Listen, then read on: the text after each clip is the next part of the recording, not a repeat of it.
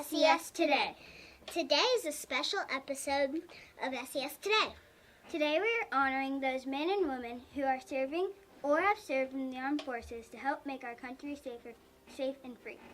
This is our patriotic SCS Today episode. Let's begin by listening in as one of our lower school first grade classes says the Pledge of Allegiance. Hi, I'm here with Miss Lily's class, and they're going to do the pledges for us. Let's listen.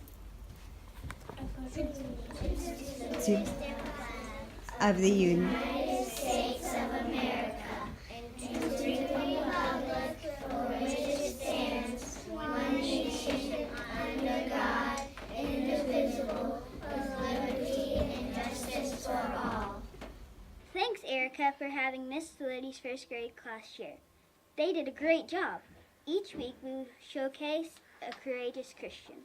Who are we going to meet this week, Gibson?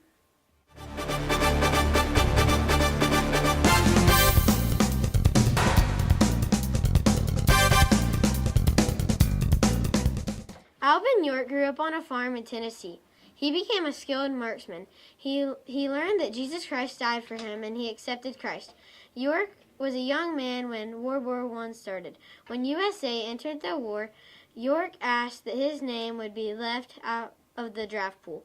But they didn't listen, and he was drafted. So he went off to fight in Europe. On October 8, 1918, he performed a deed that made him a hero. As they neared the goal of their mission, they fought a brief battle with the Germans. Only 8 American soldiers were left. York did not give up. He forced the rest of the Germans to surrender. Still in the war, York was promoted to sergeant. On April 18, 1919, Sergeant York was awarded with the Congressional Medal of Honor for his bravery. When given the award, he thanked the Lord. This has been Gibson Brown with the Courageous Christian segment. Back to you. Thank you, Gibson. Alvin York was a courageous Christian soldier. Now we will hear from our correspondents. They have had the honor to interview some of our own SCS veterans. First up, we have Devin. Hi, Devin. Please introduce us to your guest. Thanks, Caitlin. Today we are joined by Mr. Kelly and his daughter Sarah, and we will be asking him a few questions. What branch of military did you serve in? I served in the Army for 9 years. What role did you serve as? I was a 13 Bravo, which means I was in field artillery. We shot big bullets, and the vehicle we shot looked like a tank, but it wasn't quite a tank. We shot far away. Okay. And what time did you wake up at? We woke up, I mainly woke up at 5 because I had to drive in. We had PT at 6 o'clock in the morning, so that's when we started exercising first thing in the morning. Then that's when our day started. Wow, that's early.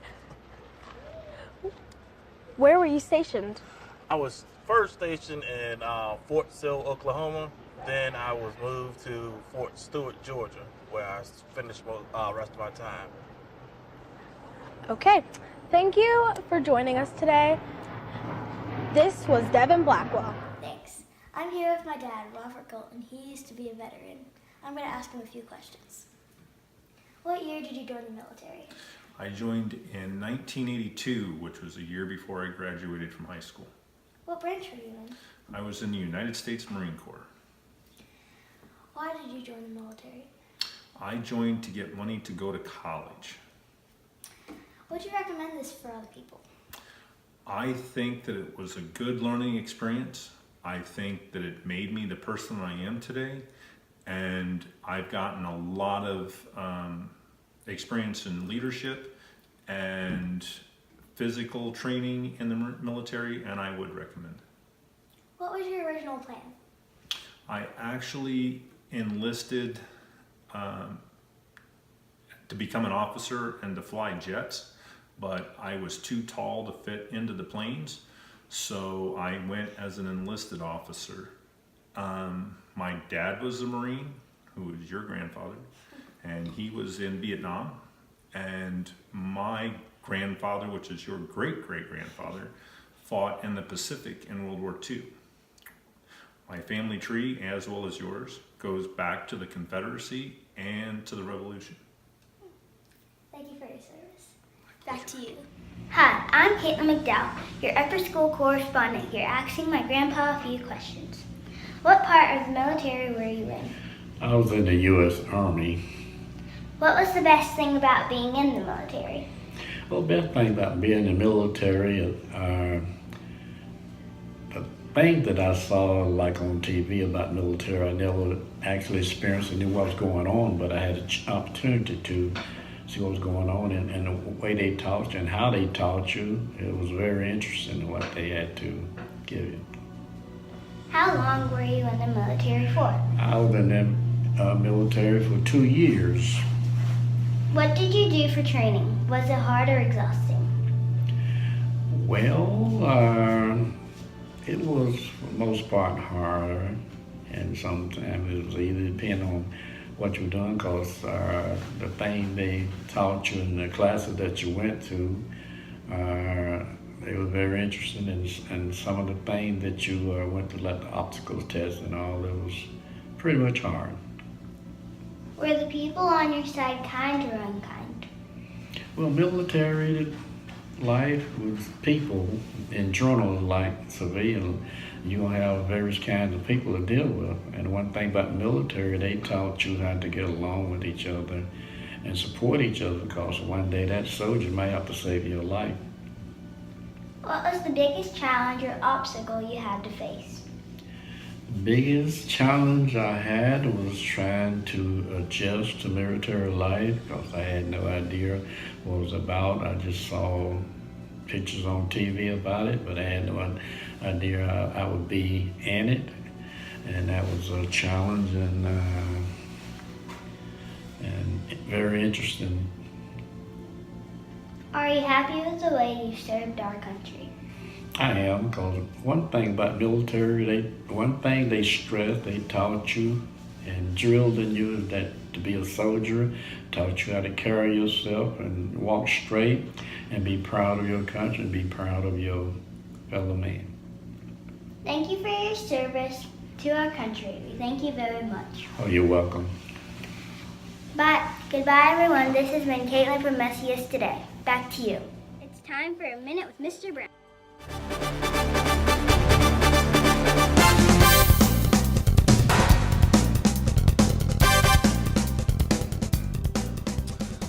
Oh, wow. This is great.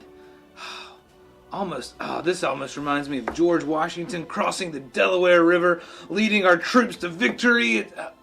Oh, well, hello there. I was just reading one of my favorite books about Steve Wadiak, one of the greatest Gamecock football players in history. You know, my name's Uncle Sam. I don't know if you know who I am, but, you know, I represent our founding fathers of the United States. And, of course, I'm a Gamecock fan, as all great men are. You know, Southside Christian School, I just love Southside Christian School. What a great place to be. You know, there have been so many great things going on lately that I've been hearing about. I've been hearing about this family competition that you have been doing. You know, I heard that you, lower school students, have 12 core values that you are living out through your families. Those core values remind me a lot of the founding documents of the United States. You know, when we started this country, we started it based on freedom and respect and equality, serving one another, helping one another, encouraging one another. Sounds like a lot of the same things that you've been doing. You know, a lot of those things, we found those in the Bible. The scripture is so foundational to who we are as a people, to who we are as a school at Southside Christian School. It's one of the great things about our country, you know, that we have really been founded on biblical principles by men who wanted to honor God and honor one another. That's why I'm so encouraged about the great job that you've been doing as lower school students, living out these core values in your daily lives. And I want to encourage you to continue to live out those core values. One of the ways that you've been able to do that is through this Veterans Day program that we've had. This is now the second year in a row that the lower school has put on this Veterans Day program to honor and respect the veterans, men and women who have fought for our country. Thank you for doing that. Thank you for showing them the respect that they deserve. If you know a veteran, maybe you have one in your family or you have a family friend, I want you this Veterans Day to make sure to reach out to them. Thank them for their service to our country. Thank them for being willing to fight for our freedoms. These men and women put a lot on the line, and we need to show them our gratitude. You know, that fits with one of our core values too, doesn't it? Being thankful and showing gratitude. We are so thankful for our veterans. We're so thankful for the country that God has given us to live in. There are people around the world who do not enjoy the same freedoms that we get to enjoy here in the United States. The freedom to worship God as Christians. What a great freedom that is. You know, something else that we can be doing is praying for those around the world who are persecuted for their faith in Jesus Christ. And we can be an encouragement to other people from right here in the United States, right here at Southside Christian School. So I want to encourage you. Keep up the great work. Show thanks and gratitude to our veterans for the great job that they have done in serving their country. And look for ways that you too can serve your country and Southside Christian School and your community. Because, as Uncle Sam always says, I want you to do great things for the kingdom of God, because He has equipped you to do great things through Jesus Christ. Thank you so much. Y'all have a great day. I'm going to go back to my reading. Now let's learn how to make some cool patriotic jello. Take it away, Whitney, in her newest segment of Watch This.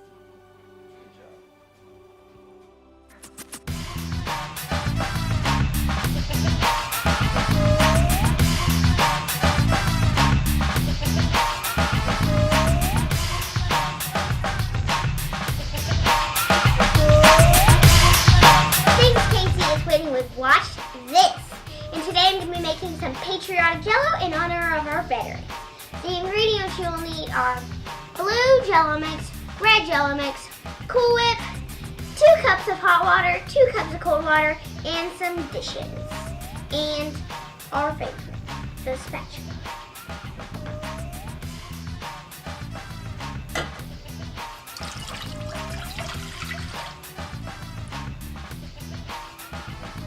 Smells so good. Now we're going to pour in our jello, and then we're going to pour in our boiling water. Now we're going to add our jello mix to our boiling water. Oh, that water is hot. You will need your parents to help you with this. Ooh, that is blue. Gotta get all the extra.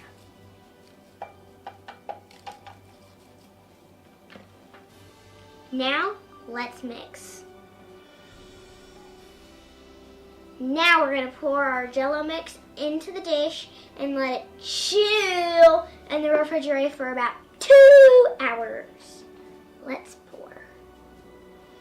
Now, let's put it in the refrigerator. Now we're going to repeat what we did just for the blue for the red.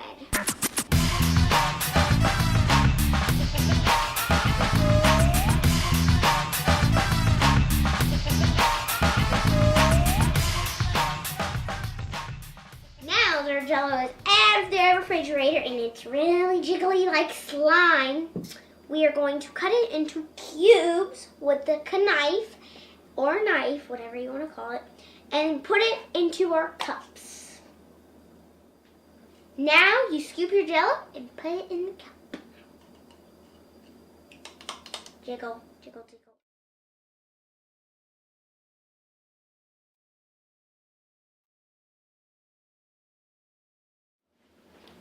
Now that we're done with our patriotic jello, let's have a taste. Mmm! Delicious! Back to you, Casey and Caitlin. Now for a brand new segment we call Saber Select. Emma, can you please explain to us how this new segment works?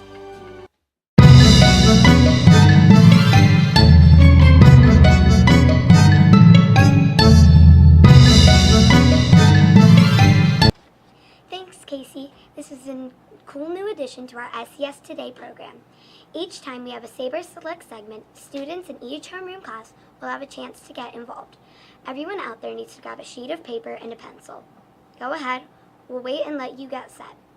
While you're getting your paper ready, the SCS team will sing a verse of Yankee Doodle. Yankee Doodle went to town riding on a pony, stuck a feather in his hat and called it macaroni. Yankee Doodle, pick it up, Yankee Doodle dandy, mind the music and the steps and let the girls be handy. First question. From which country was the Statue of Liberty a gift? A, Germany, B, France, or C, India? If you chose B, France, you are correct. That's 1 family point. Next question. How many stars are on the American flag? A, 13, B, 48, or C, 50? If you answered C, you are right. There are 50 stars which represent all of the states in the USA. Final question. Who was the first president to ever live in the White House? A, George Washington, B, John Adams, or C, Abe Lincoln? If you answer John Adams, you are quite the historian. Congrats. Be sure to share your results with your teacher or for family points. We'll have more questions for you next time.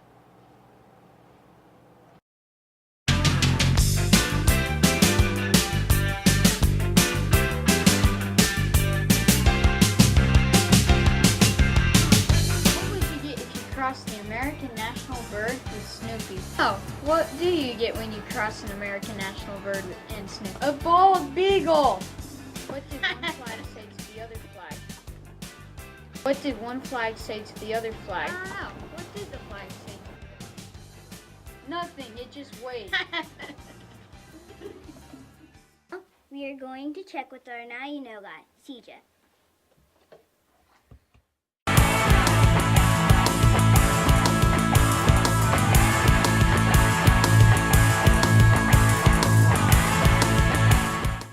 The Star-Spangled Banner is the national anthem of the United States. By the time the song officially became the country's anthem in 1931, it had been one of the most popular patriotic tunes for more than a century. The anthem's history began in the morning of September 14th in 1814, when an attorney and an amateur poet named Francis Scott Key watched U.S. soldiers who were under bombardment from the British naval forces during the War of 1812. Raise a large American flag for Fort McHenry in Baltimore, Maryland. This has been CJ Blakemore. Back to you.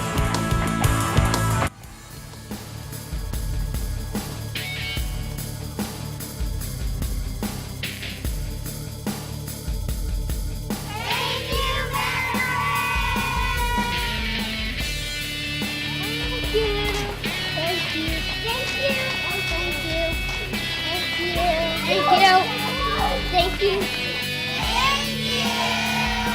Thank you, veterans. Thank you. Thank you. Thank you. Thank you. Thank you, veterans. Thank you. The SCS Today team. Thank you, veterans.